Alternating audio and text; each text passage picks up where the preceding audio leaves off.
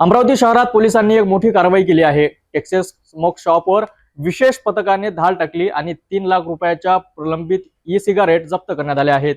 या कारवाईत शॉप मालकांविरुद्ध विविध कलमांनुसार कारवाई सुरू करण्यात आली आहे। अमरावती शहरातील पोलीस आयुक्तालया अंतर्गत प्रतिबंधित ई सिगारेट आणि हुक्क्यांच्या साहित्याची विक्री करणाऱ्या एका दुकानावर पोलिसांनी कारवाई केली। 8 फेब्रुवारी 2025 रोजी अमरावती शहर पोलीस आयुक्त श्री नवीनचंद्र रेड्डी यांच्या आदेशानुसार सीआययू पथकाने पेट्रोलिंग सुरू केली। त्यावेळी गुप्त बातमीदाराकडून खात्रीशीर माहिती मिळाली की टेक्सास कॅम्प रोडवरील एका दुकानात प्रतिबंधित ई सिगारेट आणि हुक्का साहित्य विकले जात आहे। त्यानंतर पोलीस अधिकाऱ्यांनी तात्काळ त्या ठिकाणी धडक देत दुकानाची पाहणी केली।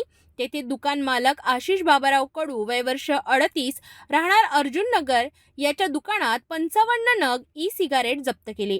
ही सर्व ई सिगारेट तंबाखूयुक्त फ्लेवर्ससह इम्पोर्टेड असून याची एकूण किंमत 3 लाख रुपये होती। हे ई सिगारेट शासनाने प्रतिबंधित केलेले होते। दुकानदाराशी विचारपूस केल्यानंतर त्याने उडवाउडवीची उत्तरे दिली। पोलिसांनी त्याच्यावर कडक कारवाई करत prohibition of electronic cigarette act 2019 अंतर्गत गुन्हा नोंदवला आहे। ही कार्यवाही पोलीस आयुक्त श्री नवीनचंद्र रेड्डी, पोलीस उपायुक्त गणेश शिंदे आणि पोलीस उपायुक्त गुन्हे शाखा कल्पना बारावकर यांच्या मार्गदर्शनाखाली करण्यात आली। सीआययू पथकाच्या प्रभारी सहाय्यक पोलीस निरीक्षक महेंद्र इंगळे, मनोज मानकर आणि त्यांच्या सहकाऱ्यांनी या कार्यवाहीत भाग घेतला।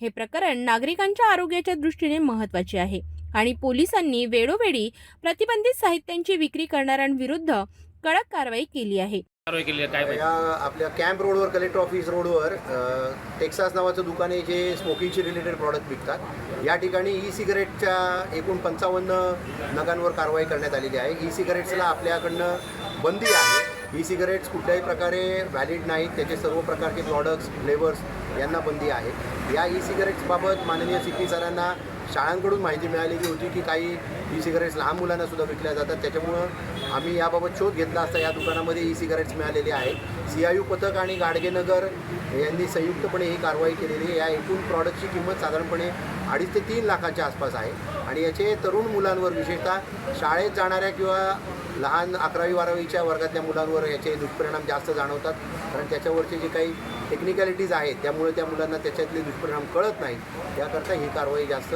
महत्त्वाची आहे। कारवाईचे काय निकष काय गुन्हा? या ई सिगारेट, एकूणच ई सिगारेटच्या प्रॉडक्ट्सवर बंदी आहे।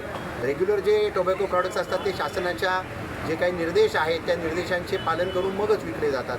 जसं की त्याच्यावर हानिकारक सूचना असते, इतर सगळ्या गोष्टी असतात आणि त्याला ते ऑफिशियल कंपन्यांकडून आलेल्या असतात। या कुठल्याही इम्पोर्ट केलेल्या आणि त्याच्यामध्ये कुठल्याही धोक्याची माहिती नाही अशा पद्धतीच्या आणि शासनाच्या बॅन असलेल्या हे सगळे प्रॉडक्ट्स आहेत आणि त्याचा दुष्परिणाम होता। आता या प्रकरणी शॉप मालकांवर कारवाई सुरू असून पोलीस प्रशासनाने ई सिगारेटच्या अवैध विक्रीवर नियंत्रण ठेवण्यासाठी अधिक सखोल उपाययोजना करण्याचे आश्वासन दिले आहे।